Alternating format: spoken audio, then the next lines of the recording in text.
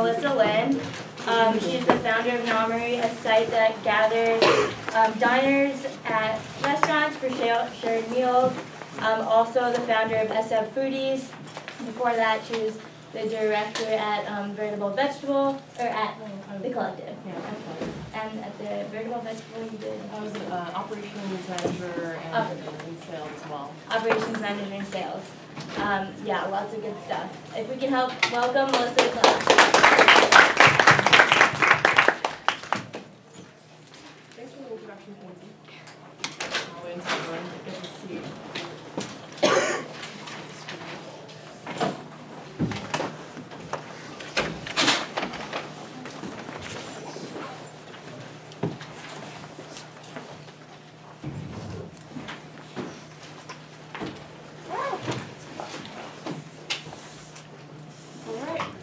Hi everyone, my name is Melisa Lin. I'm the CEO and founder of Nommery, a social dining platform. So it's hard to meet awesome new people these days, and Nommery makes it easy by gathering strangers for shared meals at great restaurants. Whether you're looking to meet new friends, build business connections, or even find the love of your life, we'll match you with the right people. Since the focus of your class is on failure, struggles, and recovery, I'm going to backtrack and walk you through my path up to this point. I grew up in Los Angeles as the classic first-generation Asian American. At the age of 5, I decided that I wanted to be a surgeon and a professional world-class violinist. So I went on to perform with more than a dozen orchestras, and I enrolled in community college courses when I was in middle school. In high school, I repeatedly burned myself out by taking 16 APs, leading 3 orchestras simultaneously, competing in violin competitions and science bowl, taking community college courses still, and giving more than 400 hours of volunteer tours at the Los Angeles Zoo. When I entered Berkeley as a freshman, I had so many units from my community college classes and from my AP courses that I had senior standing. I should have graduated Berkeley in the first year. Instead, I decided to explore Berkeley and enjoy it, and try to enjoy all the opportunities that were coming towards me at that point. So I continued on the pre-med track, and one of the most life-changing experiences I had at Berkeley, oh, I skipped some slides, sorry. I should have presented this slide. This is what Nommery does. Friendships, networking, dating, and I'm on to background. So, again, when I was at Berkeley, I had some really life-changing experiences, one of which, one of the most unexpected ones, was in the supermarket at Berkeley Bowl. So growing up in Los Angeles, I was used to Safeway quality produce, where you're used to seeing beautiful apples and tomatoes, but they don't taste that great, and they're often mealy. So going to Berkeley Bowl and seeing the incredible variety of produce and the incredible flavors was a life-changing experience for me. I developed a passion for food and joined the Cal Cooking Club. And before that point, I'd never even scrambled eggs. My mom kept me out of the kitchen because she was worried I might burn or cut myself and not be able to perform. So I ran the Cal Cooking Club's PR as a sophomore, and then ran the club as president my junior year. We had 16 officers creating events for more than 500 members. And while at Berkeley, while taking some nutritional science classes, I realized that many chronic diseases like heart disease, diabetes, and cancer are caused by people's diets. And I decided that instead of waiting for people to, have to see a doctor at the end of their lives and try to save them as a surgeon, I should probably try to keep them healthy by helping them get access to quality produce. So I created my own major in the College of Natural Resources. It's called Conservation Resource Studies. That's the umbrella major. And within this major, you can create your own focus, your area of interest. You can select your own coursework and select your own mentors. So I studied business, economics, nutritional science, environmental science, policy management, agriculture, and I was mentored by Michael Pollan here. So he gave me a fantastic reading list to understand the food system in America, and he allowed me to audit his graduate level journalism class, and he also mentored me monthly to go over the readings and help me make sense of how screwed up America's food system had become. I graduated from Cal as a junior and co-founded the Berkeley Student Food Collective, which is across the street from campus. We, previous to that, students had to go to the farmer's market, take a bus to go to the farmer's market, or to Berkeley Bowl and lug back heavy groceries. But now we've got the Berkeley Student Food Collective, so you can just zip across campus and get your produce. So we did that, and then moving forward, I went to the nation's oldest organic produce distributor. It's called Veritable Vegetable. They're based in San Francisco. And the position I got into was the inventory control manager position on the night shift. And they didn't have a lot of job openings, so I thought, okay, I'll take what I can get.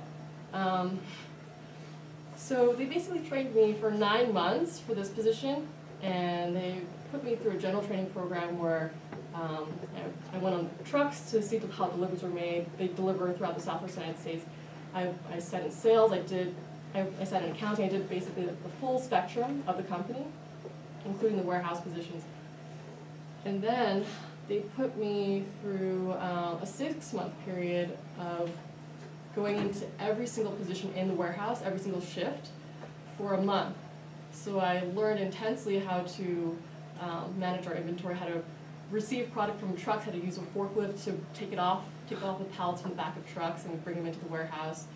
Use electric pallet jacks to move them into the proper spaces in the coolers, how to organize everything, how to unstack and organize those boxes, and then build pallets specifically for our customers, which range from restaurants to corporate cafeterias to schools to grocery stores like Buy Right and restaurants like Gather, Millennium. Fantastic places. We were basically supplying the Southwest United States, and they taught me how to build pallets. So when you're building a pallet, when you're building an order for a customer, you've got all these different size boxes, different weights. Some have ice, some don't, and you have to basically make this 3D jigsaw puzzle that is going to be safe in the back of a truck for potentially like 14 hours to get to the destination. So that was a whole different skill set that I didn't anticipate learning. I mean, I never thought I'd be doing heavy labor, but they put me through that to understand the entire spectrum of the company so that I could do my job effectively as an inventory control manager and basically figure out any mistakes I had made during the day and then catch them at night so that all the orders went out perfectly. So I did that, and I actually only lasted three months. It was grueling to be on the night shift, first of all. The hours were 8 p.m. to 6 a.m., 6:30 a.m., and there were times when I couldn't fall asleep after work, so I'd stay awake and then just go back to work. So I end up staying awake 38 hours or so, working 2 days and just going crazy, and it just wasn't working. So thankfully, one of the founders asked me to join her department, sales. So I joined her department, and at that point, I switched to a shift where I was coming in between 4 and 7 a.m., working 10 hours, 5 days a week, and then on my off hours, I would go and visit chefs and try to bring them on board to our company. So even though the hours were grueling at that point, I was finally able to sleep like a normal person and just finally get a social life again. So I started try all the great restaurants in the city, and I wanted to meet awesome people while doing it. So I started the San Francisco Foodies on Meetup, and I had so much fun meeting awesome people through this Meetup group that I spent all my vacations flying out to different cities across the U.S., starting other groups in the U.S. We currently have 15 chapters in New York, Chicago, Boston, all the basically best foodie cities in the country. And we've got more than 18,000 members who've enjoyed more than 2,000 events in the last 4 years. So through these last 4 years, I've watched so many members meet for the first time over a meal and then go on to travel the world together to help each other find their next jobs. And we've even had 2 marriages. Now we're leveraging these communities as marketing channels for Nommery. So welcome to Nommery. Here's foodies. All right, I'm ignoring my slides. I made these last night in a true procrastinator fashion. So Nommery, founded in San Francisco. We're expanding to Chicago, New York, and Los Angeles next year, and then going international in 2017. This is a long story. But the short end of it is basically, we launched our site this year, and I've just been amazed by the quality of our community. We've got incredible people who've become my mentors. We've got the CTO of Coffee Meets Bagel, who's gone to more than 50 events between Nommery and SF Foodies, the VP of e-commerce at Walmart, a senior director of restaurant marketing at OpenTable, a senior UX designer at TripAdvisor, and an executive at Cisco. So to this point in my presentation, it's basically been a highlight reel, pretty much, of my life. And I know you guys are focusing on the hardships that founders face. So I'm going to go back now and walk you through the most challenging times that I've gone through as a founder, or growing up even. So one of the hardest lessons that I've had to learn growing up is that I'm not invincible.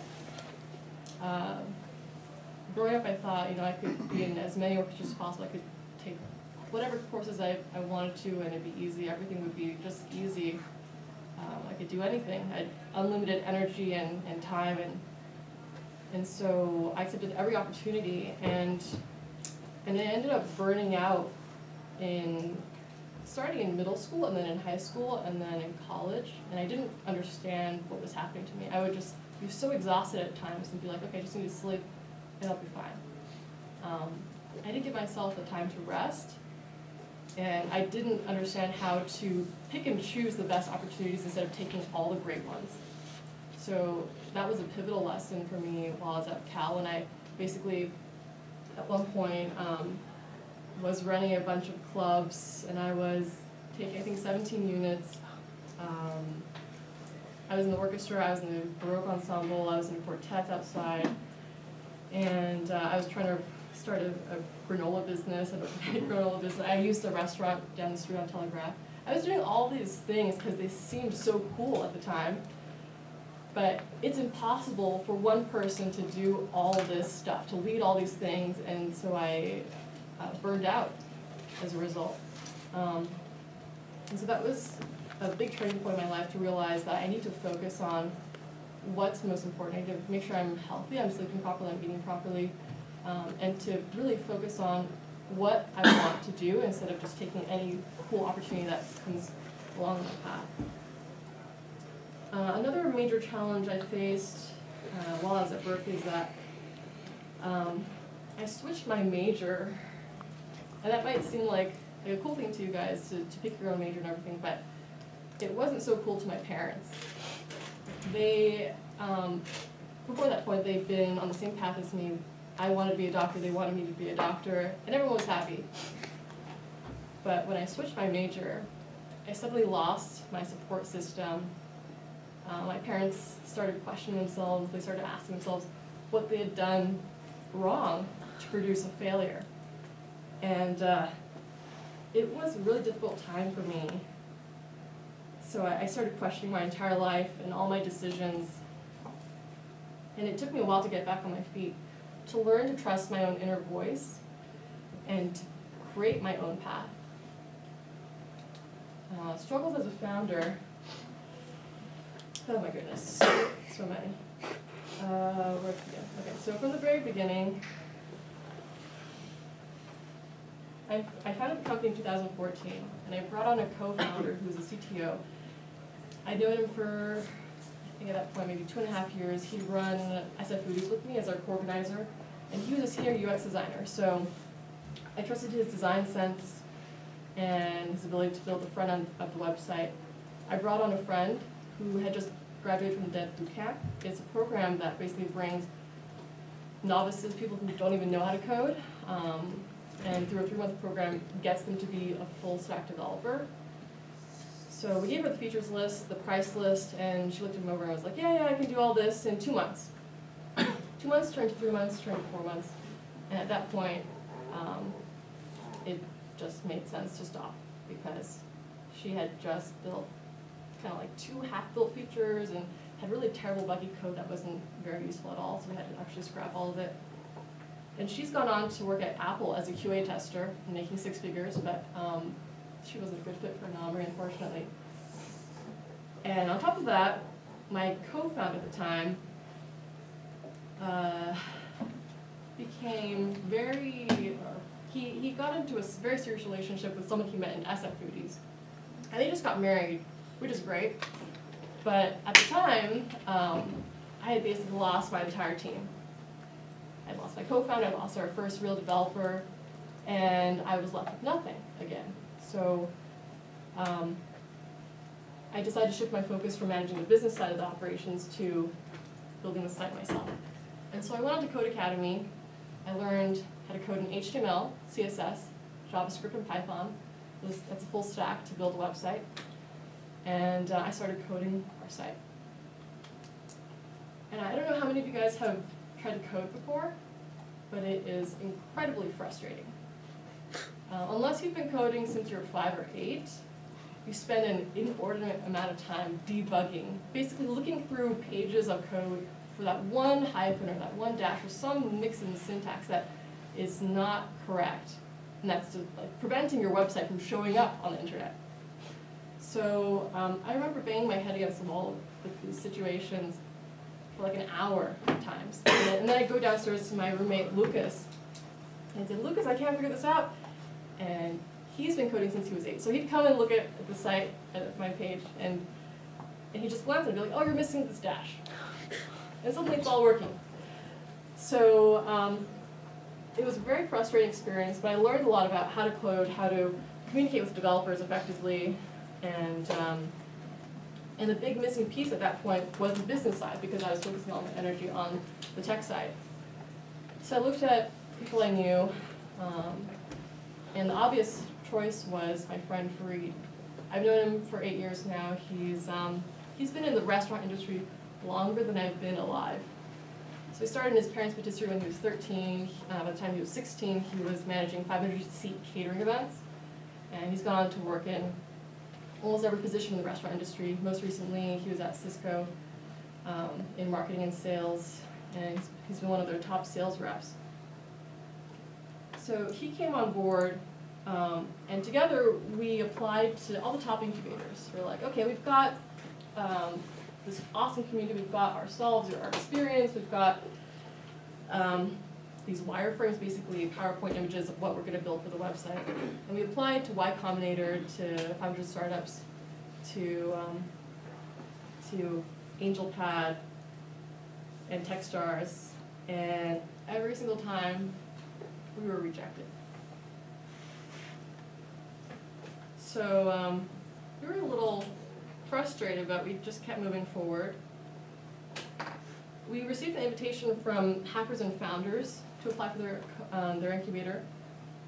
They're an international meetup community of techies, and they just started this incubator a few years ago. So they invited us to interview, to apply. We applied. They accepted us to the interview round, where basically we interviewed with 7 different VCs separately. And after this interview process, they gave us a valuation of $2.5 million, and they offered to have us in the program, to give us office space, to mentor us, and to start funding us at that valuation. But it didn't really make sense to us because the quality of their mentors wasn't that high, the office space wasn't that cool. So we ended up not taking that route. But we came home with that valuation of $2.5 million to Lucas. And suddenly, he was interested in helping us build a website for a bit of equity. So he's a full-stack developer, but his focus is on the back end. And I ended up going on AngelList and hiring the CEO of Sobi to build our front end. So Trey built our front end, Lucas built our back end for the MVP, minimal viable product. And we went on to basically bring on more talented developers as we went along. I brought on friends, engineer friends who graduated from Caltech, Harvard, and Stanford to build our site. Another challenge that I've faced in the tech industry is gender discrimination. I didn't expect to be discriminated against. In fact, I mean, I've grown up feeling that stereotypes are to my benefit. That as an Asian, people assume that I'm intelligent, that I can do math really fast. And so to go into this industry and suddenly face discrimination, it was kind of eye-opening to me. I'll give you some examples. For the Hackers and Founders application, I listed that I'm a full-stack developer. I had senior standing when I was a freshman at Berkeley, that I've experienced in operations and sales, and that I've toured Europe and performed in the Davies Symphony Hall as a violinist, as the concertmaster in the Davies Symphony Hall. We got feedback from the reviewers, and one of them, who wasn't told my name or gender, suggested that the violinist bit be left out and ended with, "Otherwise, he seems to be a genius." And I was kind of taken aback that this person would assume that I was a male, that perhaps he doesn't think women or girls can achieve these things. We also actually applied to Skydeck, which is UC Berkeley's incubator. And we got through the application round. They interviewed us. It was on the top floor, right above the BART station. They interviewed us in a giant boardroom with like 20 people on this giant long table. And we pitched, and then they sent us their feedback. And one of the reviewers said that Nommery was a cute idea.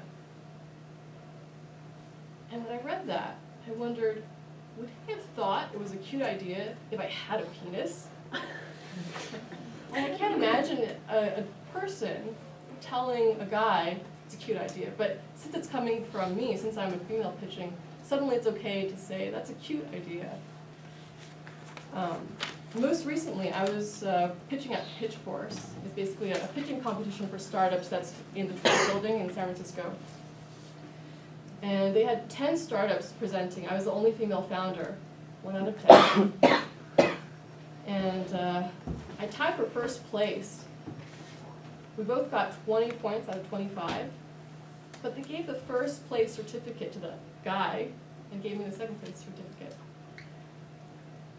The award is the same. We both got scholarships to the Keiretsu Forum Academy, but to have that experience of, you know, working hard and then getting the same number of points as someone else, and then to be ranked below that person just because perhaps that I don't have a penis, was surprising to me.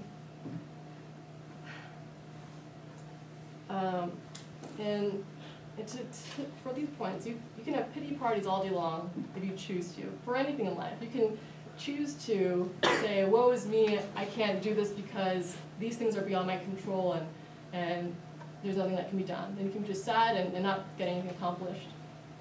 But I've chosen to focus on the biggest surmountable challenges that we have for Nommery. And we just overcome them again and again. The last note I want to leave with you guys is to work hard and play hard. This is a lesson that I learned pretty late in life. When I was in high school, my family decided to go to Hawaii for vacation. And I said something along the lines of like, oh, I have to practice for these violin competitions or study for science or something stupid. And they ended up going to Hawaii without me. They came back with stories about the beaches, about pineapple plantations, and they brought me back a ukulele. But I didn't realize until a few years ago that that was a terrible decision, because you never get that time again to build those memories, to experience something with people who are so important. And if I could go back, I would definitely go on that trip with them. Because at this point, I don't even remember what I was so busy doing. It doesn't even matter. No one cares about those things that I did in high school. So I want you guys to remember to work hard, but don't forget to also play hard. And that's my life in a nutshell.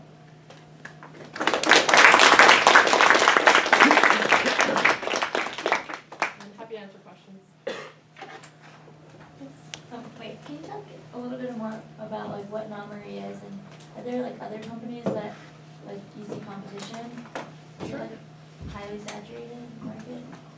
Not really right now. I mean, there's some smaller players coming into the market. The market that is saturated is the home dining space. So while we're in restaurants, there are several companies that are basically like the Airbnb for home dining. So they let people host meals and then invite strangers into their homes. We are leading the restaurant dining space right now, and we're mentored by a company that came out of YC that had a similar idea. So I'll tell you about this company. It's called Grub With Us. It's founded by two really smart guys who came out of Berkeley. I think they went into iBanking, and then they kind of burnt out there, started 3 beard papas, got into Y Combinator, started Grub With Us, and they got funding from Andreessen Horowitz, from I think SB Angels, Ashton Kutcher, all these top-notch people. But they didn't continue as they'd hoped. They basically raised about $9.5 million in funding from all these awesome people, and then expanded rapidly, and then collapsed. There are several reasons why. I'm not going to go into them now, but we're basically chatting with one of the founders as a mentor. So he's gone through a ton in those 3 years that he ran the company, and he's helping us understand all these different challenges that he came upon, so we don't have to go through them again. But we're fundamentally different because we have the background in social dining. I have more than 5 years experience in this, and my co-founder has more than 25 years experience in the restaurant industry. So we're understanding the operations, how to build a successful dining community, and how to partner with restaurants, whereas Grow With Us didn't have that backbone. I think they were the biggest competitor. I mean, no other company has come close. It's a very complex market, and thankfully we have the backgrounds to address it. Yes? How have you been able to leverage SF Foodies as a channel for expansion, and how effective has that been? Yeah, so that was the plan right when I started Nommery, was that I was going to use all the meetup groups as marketing channels for Nommery. So we've used SF Foodies, basically posting every single Nommery event onto SF Foodies as separate events. So our members on SF Foodies, where we have almost 6,000 people, they always get an email whenever we post a Nommery event from SF Foodies. And they go to SF Foodies, and then they see the link, go to Nommery, and they sign up there. We're going to be doing that as we roll out to Chicago, New York, Los Angeles, Boston, Washington, D.C., New Orleans, Las Vegas, Portland, Seattle, all the cities that we're in right now, and then we're going to start international expansion with English-speaking countries, and then just try to blow up basically from there. Yes. Yeah, at the end of your speech, you mentioned that you went to Kretz Reform Academy and learned about how to develop a business. No, so we got scholarships to the Okay. Keiretsu Forum Academy. The classes are in January. I mean, they have classes every month, but campus in November, and in December I'm going to be out in Indonesia, so I'll be in the January series. Oh, wow.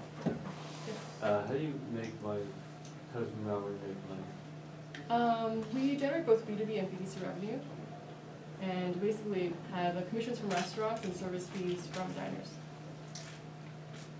Do you have a question? Yeah. So you mentioned you co-founded the Berkeley Student Food Collective. Yes. I think that's awesome. Oh, I thanks. love it. It's fun. What was your inspiration for doing that? It was the frustration of having to lug heavy groceries from Berkeley Bowl, from the farmer's market, and to take a bus trip all the way back to get them home. I was tired. Yeah. That's why I started the company. Did it have to do with something about like the city was planning on allowing like a chain store? Oh, we were talking about the founder story.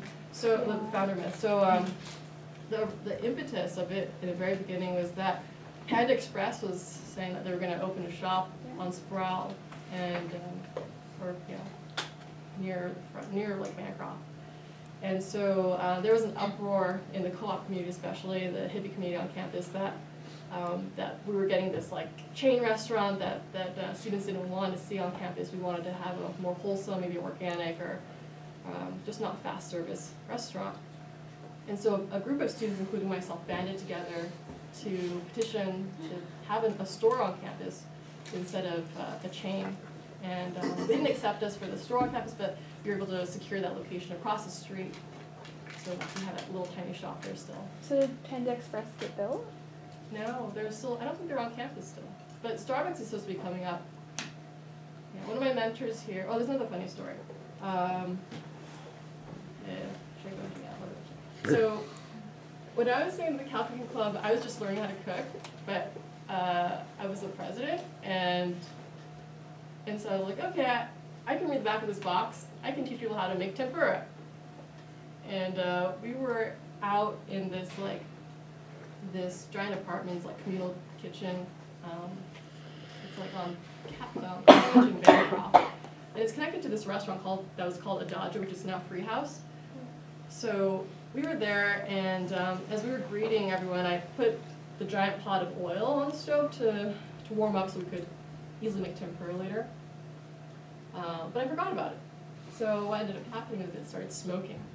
And it set up all the fire alarms, not only in that kitchen, but in the entire apartment complex and in the connecting restaurant. So they had to evacuate the entire building, all the restaurant diners. It was a Michelin recommended restaurant, so I was like, oh, scheiße. But through that somehow I met the owner of the restaurant, Daryl Ross, and he's been an incredible mentor for me. He runs Strata and a bunch of cafes around campus. Most recently we met, and he said that Starbucks is coming onto campus, and he's hoping there'll be another uprising, kind of like what we had with Panda Express, where students will come together and say, we don't want Starbucks, we'd rather have locally run family businesses on campus. I'm not sure how far along he's gone with his plan to recruit students, but I hope he succeeds. Did I answer your question? Yeah. Okay, great. Any other questions? Yes. How does Nommery monetize? Oh, same question. So we generate both B2B and B2C revenue from commissions from restaurants and service fees from diners. Yes? Outside of SF Foodie, what other channels are you using to grow Nommery? We just started paying for Facebook ads. So to that point, we wanted to just see how much we could do without paying anything in marketing.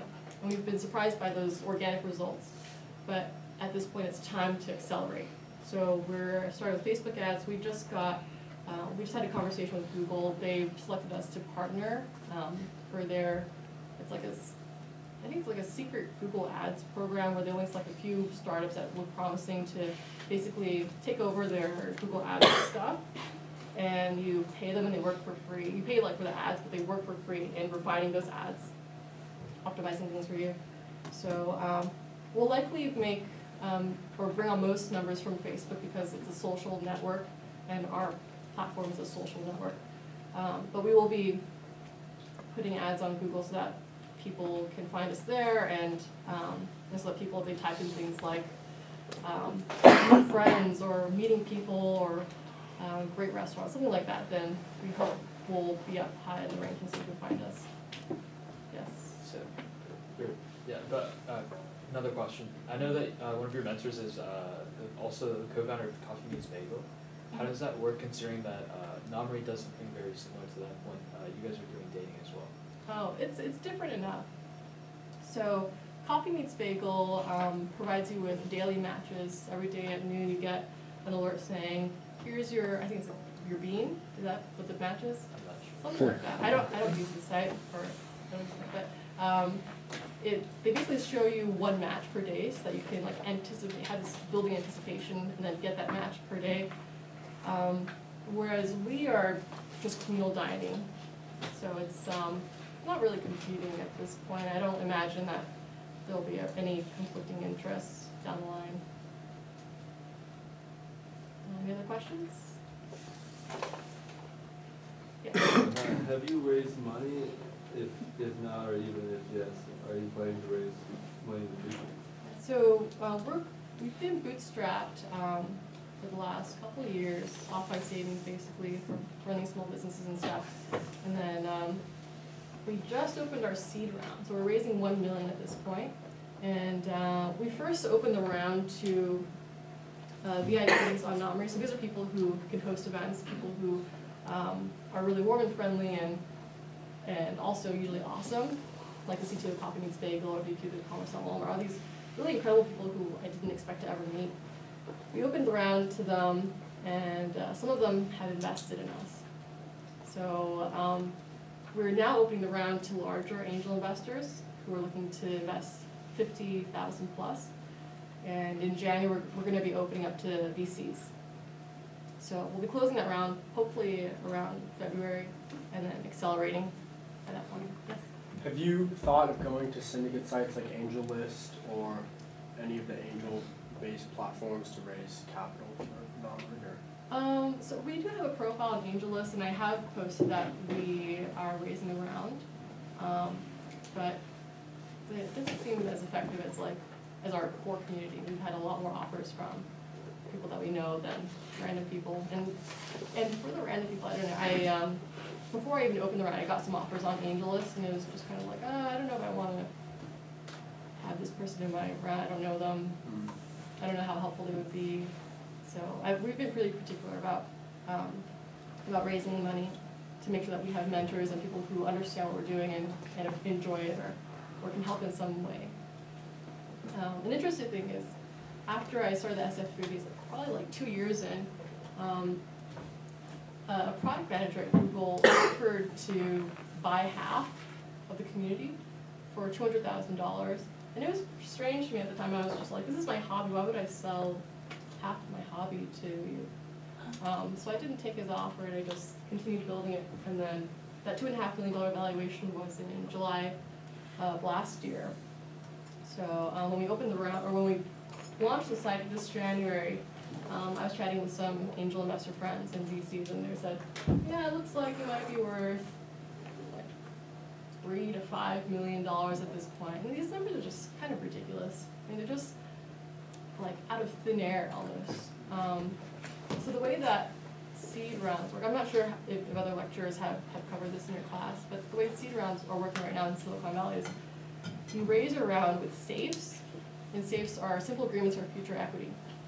So we basically have been giving discounted safes to investors. And that safe basically gives them a share of the company, but it's based on Series A valuation, because that's when you have more concrete numbers, when they're actually like looking into your bank accounts and figuring out what the hard valuation of the company should be. Oh, yes. If your company is worth up to $5 million, why don't you just sell it and live as a millionaire? That's not how it works in Silicon Valley. So you could, I mean, like so it's a good question. I would have asked that too in college. So if your company is worth $5 million, it doesn't mean that you can liquidate it and take $5 million from someone and then just say, here's the company, and run away to a tropical island. The way it works is the valuation of the company is based on that company, like the people in it. So if you leave, then it just doesn't make sense at all. So you can't sell the company.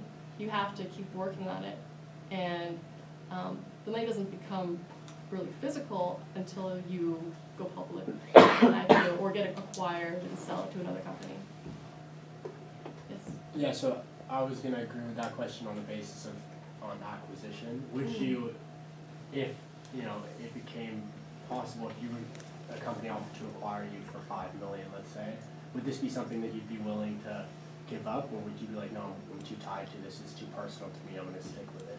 I would choose the latter. So the restaurant industry is valued at $2.1 trillion, and And there's a quote from Brian Chesky about the food industry. He stated that the food industry is going to see a revolution that is as big or bigger than what Airbnb or Uber have been a part of. So we're in this giant market, and we're positioning the company to grow into a multi-billion-dollar company. OpenTable was sold for more than $2 billion to Priceline, and we are a lot more complex than OpenTable. We're going to be covering reservations and reviews, and it's a social dining network, so I imagine our valuation to be higher online. It's almost like an open table where you can decide whether or not you want other people to join you. Exactly. Right. Yeah. They want to help you meet awesome people, basically. So open your tables to people. Any other questions? Yes. How did you deal with your burnout? Your burnout in high school and then in college and everything? And then how your parents stopped supporting you after you changed your major? How did you deal with it? Great question. So one of the key ways to deal with this is sleep. So the reason why I got to those burnout points is because I wasn't sleeping. I'd be sending out emails throughout the night, just like people would seem to be sending emails at 3 a.m., 5 a.m., 7 a.m., and I would forget to eat. And so fixing those two things was critical. When I started sleeping more properly and eating properly, it reduced my chances of burning out. And then my parents, they continued to ask me that I wanted to be a doctor as recently as this year. They're like, are you sure you don't want to, just go back, go to your old self? And only very recently have they decided, like, okay, this thing is going somewhere. Maybe we should just let her go with it and see where it goes. But at the same time, I told them today that my little brother Jerry here is taking this entrepreneurship class, and my mom started freaking out. She's like, "Why is he taking entrepreneurship? Is he not? He's not going to be an engineer. He's not going to be a mathematician or something." And I was just like, "You still want him to be on like this track that everyone else is on?" I think that millennials these days, everyone wants to change the world. Everyone wants to improve the world somehow. And there aren't very many better ways to do that than being an entrepreneur and having a business that changes people's lives. So I think they'll understand. I don't know if Jerry's planning to be an entrepreneur or an engineer at this point, but I think he should be free to choose whatever he wishes. Thanks for putting me in the spotlight. Sorry, Jerry. We're in the spotlight right now. Any other questions? Awesome, thank you so much.